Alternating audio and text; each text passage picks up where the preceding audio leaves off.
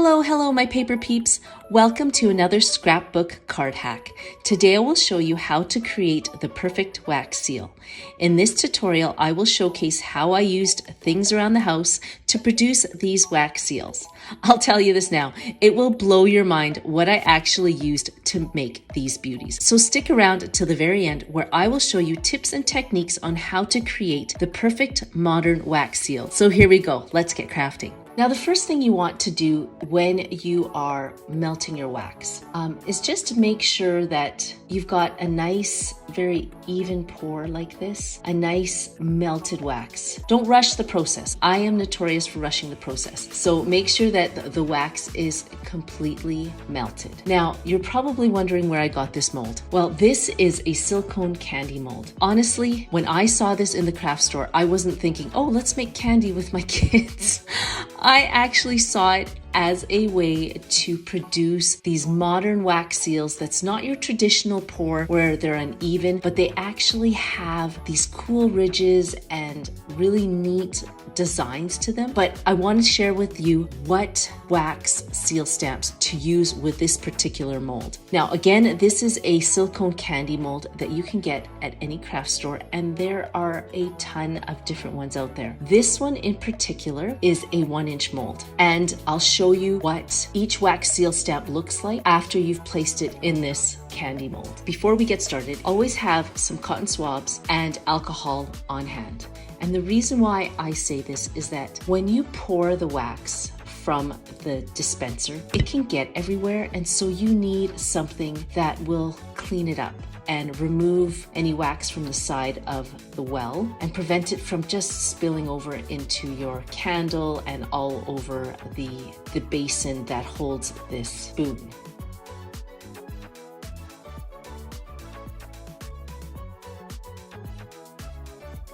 And do you see how it removes the soot or the blackened part of the spoon? It just cleans it up really nicely. So here is the first wax seal stamp that we're using. And this one is 1/2 inch in diameter. I use about 4 or 5 wax beads to produce this. I'll melt more than that just to make sure that I have enough wax on hand. Now, one of the things I do, which is really bad, is I try to rush the melting process. And so I will take my heating tool here, my blowtorch, whatever you call it, and just heat the bottom. And the problem is that it could actually overheat your wax and create all these bubbles. And the one thing you don't want to do is overheat your wax, because not only will it create bubbles in your wax seal, but it will also actually darken the wax, and so you don't want that. If that happens, if your wax overheats, just pull it off the heat and mix it to release the bubbles in the air so that you don't get any bubbles in your wax seal. Now, this is great. Look at this. Look at how it creates this really neat ridge around the wax seal stamp. I think it just gives it that added texture and added interest to the wax seal. Initially, I thought, you know what, maybe this wax seal stamp is too small because it doesn't take up enough room, but look at this. Isn't that really neat? To me, I know it's not your traditional wax seal, but this is a prime example of what I call a modern pour. So again, that is the 1/2 inch wax seal stamp. Now let's try this wax seal stamp. Okay, this wax seal stamp I would say is about 9/16 of an inch. So a little over 1/2 inch. And I usually use about 4 to 5 wax beads per wax seal stamp. I know it looks like I've put more in there. That's because it's always nice to have extra just in case. You never want to do a pour and not have enough wax. And here I am rushing the process. I know it's really bad. I took my candle lighter and I just heated the bottom of this metal well or my spoon just to kind of accelerate the process. Now, here's the issue. I overheated it and you can see the bubbles coming up, which is not good. that means that it's overheating and will cause the wax to actually discolor and become darker. So if you can, don't rush the process and just let the candle melt the wax naturally instead of rushing that process. If you find that you've overheated it though, all you have to do is mix the wax off of the heat just to release the bubbles from the wax. And you'll always know when the wax is perfectly melted. You get this when you pull up on your mixing stick here, it just runs really smoothly. You don't have any chunks of wax kind of falling off of the end.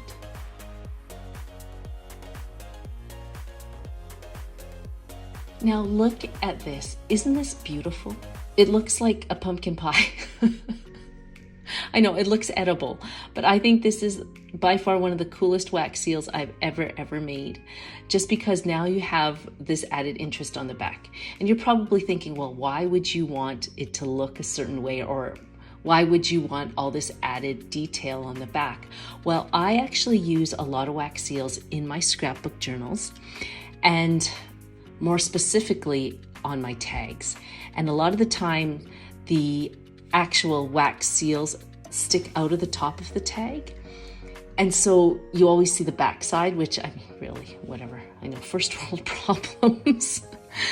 It's beautiful to actually, when you turn the tag over, it's beautiful to see this definition. Anyways, I just want to let you know this is by far one of the funnest, one of the most intriguing and interesting wax seals that I've ever done, just because I don't think there are any out there that look like this.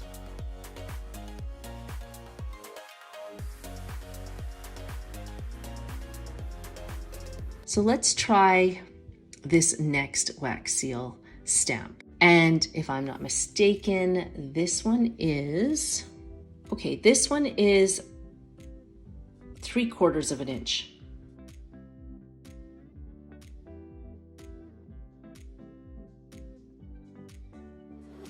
I actually have a bubble there, so I thought I'd pop it or use my candle lighter to melt it away. You can do one or the other. To be honest with you, anything can happen. It can actually melt away and meld nicely in with the wax seal, or it could do what it just did here and make a huge gaping hole in the wax seal. So you can try it. Okay, another tip and technique I'd like to share with you is cooling your wax seal stamps. Now, I didn't have my ice bath that I normally have off to the side. And so I was yelling down to my daughter, hey, can you grab me my ice pack? When I said this, she automatically assumed it was my jade facial roller and brought me this to cool off my wax seal stamp. Yeah, it kind of works, but whatever. I mean, I was actually expecting one of her lunch kit ice packs, but anyway, she brought me this. You know what? I don't actually use this on my face to decrease puffiness. I guess that's what it's used for. I'm approaching that age where hot flashes is a daily thing. So you might see in some of my videos where I actually take my jade roller and I stick it down my shirt to cool me off. Now, I'm hoping that you don't see that, but if you do, and you're wondering what is that bulge coming out of the top of her shirt, that's pretty much what it is. And I am sure you can relate. So anyways, I digress. Sorry. If you can, always have an ice bath on hand, because what the ice bath does is it actually speeds up the hardening process of your wax. And if you're doing multiple wax seals, oh my gosh, like you need to make sure that it's fast. And so I usually have an ice bath where I will put all of my wax seal stamps in the ice bath, and I'll tell you, it's fast. It makes things that much more efficient. So one of the things you'll notice here is that you won't always get an even pour. Like, see, you can see one side is thicker than the other, but really, are we creating perfection? I was criticized with my last wax seal video that they were saying nothing is perfect. I said, I know, but can we try to make perfectly rounded wax seals? If we can, I mean, it's great. If not, not a big deal. Okay, the last one we are going to do is the 1-inch wax seal pour. Now, this one should be interesting because the wax seal stamp itself fits the bottom of these wells perfectly. Now, can we get, I don't know what it'll look like, but let's see. Now, if you've enjoyed some of the information from this video, can you do me a favor and hit the like button so this video can spread to the rest of our crafting community? Thank you. Now, one of the great things with wax is that if you screw up, you can always cut it up and reheat it most of the time, unless you've really overheated it. It will retain its properties and actually melt really well to be used again. So here is our 1-inch wax seal stamp. As you can see, it came up the side.